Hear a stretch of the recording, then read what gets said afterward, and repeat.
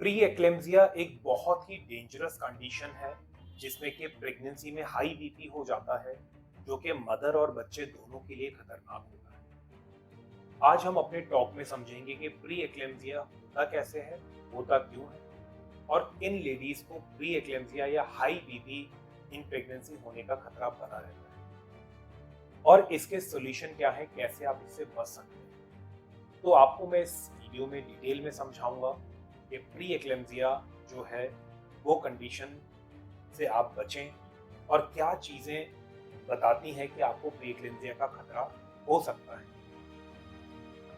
पहला तो अगर वजन ज़्यादा है तो इंसुलिन हार्मोन ज़्यादा है और इंसुलिन हार्मोन ज़्यादा होने की वजह से प्री एक्लेम्सिया की कंडीशन का खतरा बना रहता है। अगर पीसीएस पीसीओडी की कंडीशन रही है पहले और प्रेगनेंसी हो जाती है तो उसमें भी प्री एक्लेम्सिया या हाई बीपी का खतरा बना रहता है।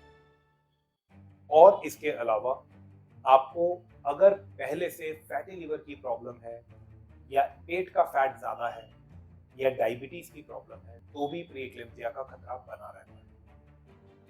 अब ये कंडीशन हाई बीपी की होती क्यों?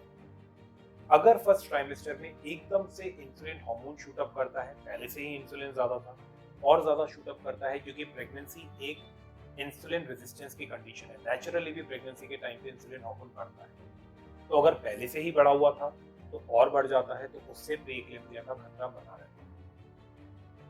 और शुगर लेवल एकदम से शूट अप करना, जिसको हम जेस्टेशनल डायबिटीज कहते हैं प्रेगनेंसी के टाइम पे, उससे भी प्री एक्लेम्सिया का खतरा बना रहता है क्योंकि उसमें भी इंसुलिन हार्मोन ज्यादा बढ़ जाता है। अब इंसुलिन हार्मोन से हाई बीपी क्यों होता है प्रेगनेंसी में और कैसे मदर को और बच्चे को उससे खतरा है हाई बीपी? तो देखिए कि इंसुलिन हार्मोन बढ़ने से सिंपैथेटिक नर्वस सिस्टम, हमारे नर्वस सिस्टम का, जो कि ब्रेन से निकल करके पूरे स्पाइनल कॉर्ड में नर्वस सिस्टम ट्रैवल करता है, वो जो नर्वस सिस्टम है उसका सिंपैथेटिक एक्टिवेट हो जाता है। तो सिंपैथेटिक नर्वस सिस्टम एक्टिवेट होने की वजह से जो हमारी ब्लड वेसल्स हैं, जो ब्लड जिनमें फ्लो होता है, जो पाइप्स हैं, वो सिकुड़ने लग जाते हैं, वो कॉन्ट्रैक्ट करते हैं और उस वजह से ब्लड प्रेशर बढ़ जाता है। ये इस तरीके से है कि अगर आप कोई भी पानी के भी पाइप में कॉन्ट्रैक्ट करेंगे, उसको दबाएंगे, तो उसमें पानी का प्रेशर बढ़ जाएगा। तो एक ये रीजन होता है। दूसरा, इंसुलिन हार्मोन ज्यादा बढ़ने से नाइट्रिक ऑक्साइड का प्रोडक्शन कम हो जाता है। नाइट्रिक ऑक्साइड एक ऐसा मॉलिक्यूल है, जो कि एक ऐसा कंपाउंड है जो कि ब्लड वेसल्स को, पाइपों को खोल के रखता है, यानी कि उसको डायलेट करता है। तो उस वजह से ब्लड प्रेशर मेंटेन रहता है, ब्लड प्रेशर हाई। तो ये एक रीजन, बहुत इंपॉर्टेंट रीजन है कि प्री एक्लेम्सिया में इंसुलिन बढ़ने से इस तरीके से आपका बीपी राइज करता है या शूट अप करता है। फिर हम बात करते हैं कि अगर बीपी बढ़ जाता है तो उससे खतरा कैसे है, मदर को या बेबी को कैसे खतरा होता है। देखिए, जब भी बीपी हाई होता है तो क्या होता है कि कुछ प्रोसेसेस ऐसे होते हैं जिससे कि ब्लड सप्लाई प्लेसेंटा जहाँ पे बेबी अटैच होता है मदर की बॉडी से, तो प्लेसेंटा में ब्लड की सप्लाई कम हो जाती है और जो मदर के न्यूट्रिशन से बच्चे को न्यूट्रिशन मिलता है। मदर जो ऑक्सीजन लेती है उसी से बच्चे को ऑक्सीजन मिलता है। तो कहीं ना कहीं पे बच्चे के न्यूट्रिशन और ऑक्सीजन सप्लाई में कमी आने लग जाती है क्योंकि ब्लड सप्लाई खुद के नहीं हो पा रही। तो बच्चे को खतरा हुआ क्योंकि जब ऑक्सीजन न्यूट्रिशन नहीं मिलेगा तो बच्चा लो बर्थ वेट भी हो सकता है, बच्चे का जो है मतलब डेट से पहले उसका जन्म हो सकता है और उस चक्कर में बच्चे को एक बहुत खतरा बना रहता है। अब मदर को कैसे खतरा होता है कि जब भी बीपी हाई रहता है तो क्या होता है कि आपका अब बच्चे को सप्लाई कम मिल रही है, तो जो बच्चे के जो वो बॉडी है वो वीईजीएफ को बढ़ा देगी, या मदर्स की बॉडी में वीईजीएफ का प्रोडक्शन बढ़ेगा क्योंकि वीईजीएफ, वैस्कुलो एंडोथेलियल ग्रोथ फैक्टर, ऐसा कंपाउंड है जो कि नई ब्लड वेसल्स को बनाता है। तो जब नई ब्लड वेसल्स बनती हैं तो उससे बच्चे को ज्यादा अच्छे से ऑक्सीजन और न्यूट्रिशन की सप्लाई मिलेगी। अब जब बीपी हाई होने की वजह से बच्चे के पास में न्यूट्रिशन और ऑक्सीजन कम जा रहा था, तो इस वजह से वीईजीएफ का प्रोडक्शन बढ़ गया।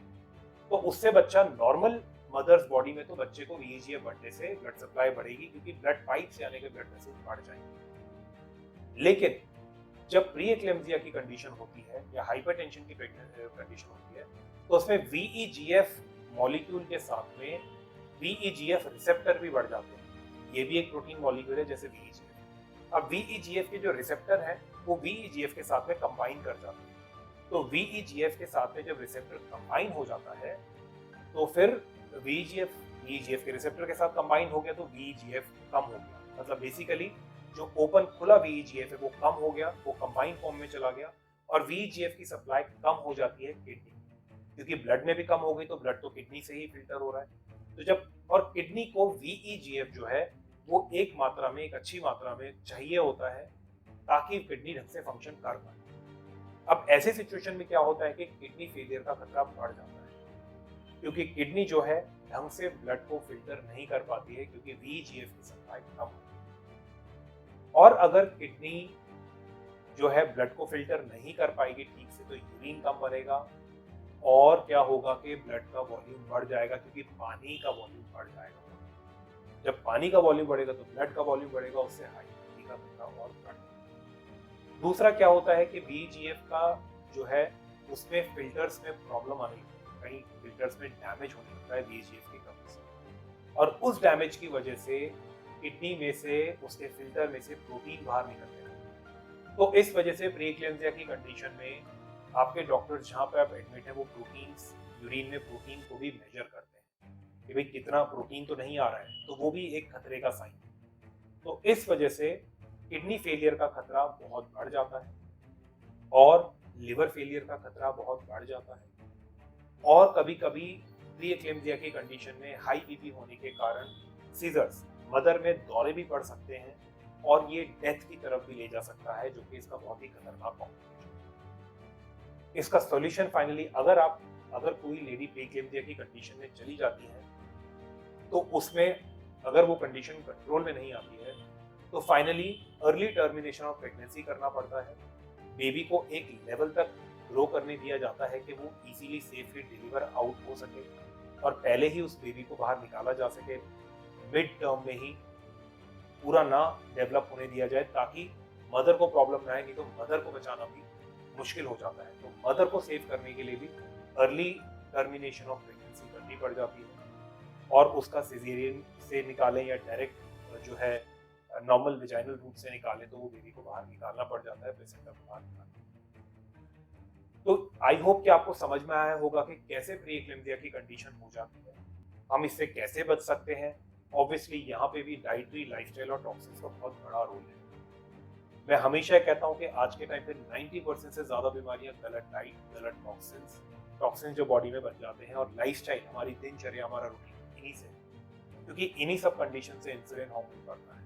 और अगर हम इन पे फोकस करेंगे, जो कि मैं अपने बहुत सारे टॉक्स में, वीडियोस में बताता रहता हूँ, अगर हम इन पे फोकस करेंगे तो ही हम इंसुलिन को प्रॉपर तरीके से कम दे पाएंगे, और जब इंसुलिन रेजिस्टेंस बॉडी में कम होगा तो प्रीएक्लेम्सिया जैसी खतरनाक कंडीशन से खुद भी बचेंगे और अपने फ्यूचर में होने वाले बेबी। आई होप कि मेरे आज के डिस्कशन से आपको समझ में आया होगा कि प्रीएक्लेम्सिया की कंडीशन कैसे होती है, क्यों होती है, किन लोगों में ज्यादा खतरा है, और इसका सोल्यूशन अगर हमें बचना है तो हमें किस डायरेक्शन में सोचना और किस डायरेक्शन में काम करने की। दवाइयों से आप इस कंडीशन को कंट्रोल नहीं करते, क्योंकि ये चीजें बहुत कॉम्प्लिकेट भी हो जाती हैं और दवाइयाँ रूट कॉज पे काम नहीं करती हैं, जो कि इंसुलिन हार्मोन को कम करना ही उसका सोल्यूशन है। आई होप कि आपको मेरे डिस्कशन से सब चीजें आज क्लियर हुई होंगी। अगर आपके फिर भी कोई क्वेश्चंस हैं, डाउट्स हैं, आप कमेंट सेक्शन में डालिए, आप व्हाट्सएप कीजिए, आप हमें कॉल कीजिए। I and my team would be happy, always happy to